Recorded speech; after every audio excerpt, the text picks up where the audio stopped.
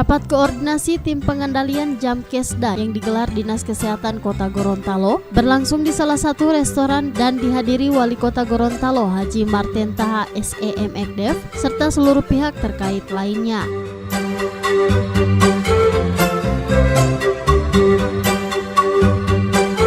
Untuk pelayanan kesehatan yang menjadi salah satu program unggulan pemerintah Kota Gorontalo, saat ini terus dimantapkan melalui berbagai inovasi, sehingga seluruh masyarakat Kota Gorontalo dapat terlayani dan memanfaatkan program layanan kesehatan yang saat ini sudah terintegrasi, mulai dari Kartu Indonesia Sehat, Kartu Sejahtera, dan Jamkesda.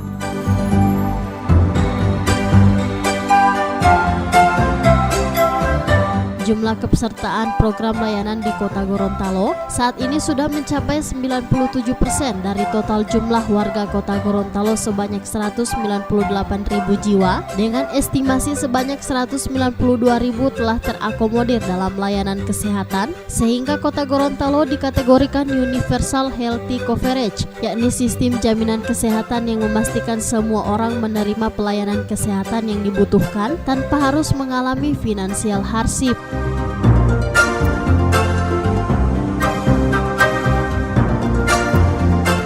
Oleh karena itu, dalam rapat koordinasi ini, seluruh pihak menyamakan data yang dibutuhkan dalam pemberian layanan kesehatan bagi masyarakat Kota Gorontalo.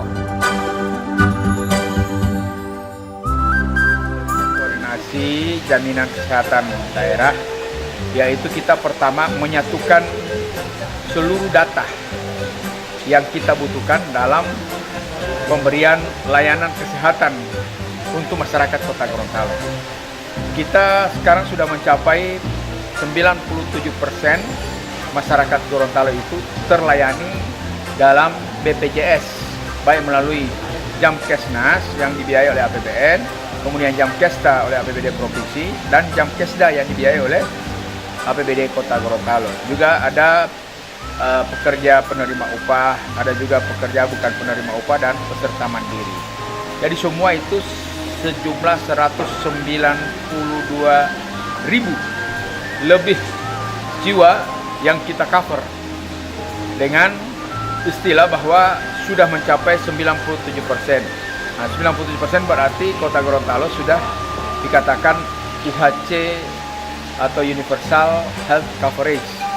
Sudah total kita bisa membiayai atau melayani kesehatan bagi masyarakat Gorontalo seluruhnya. Sehingga pada akhir tahun ini kita mengevaluasi bagaimana untuk penerapan di tahun 2019. Kita akan memperbaharui petunjuk teknis pelaksanaan Kartu Sejahtera, karena sekarang dengan KTP saja kita sudah bisa mendapat pelayanan di rumah sakit maupun puskesmas. Sehingga dengan demikian Kartu Sejahtera juga kita akan perbaharui.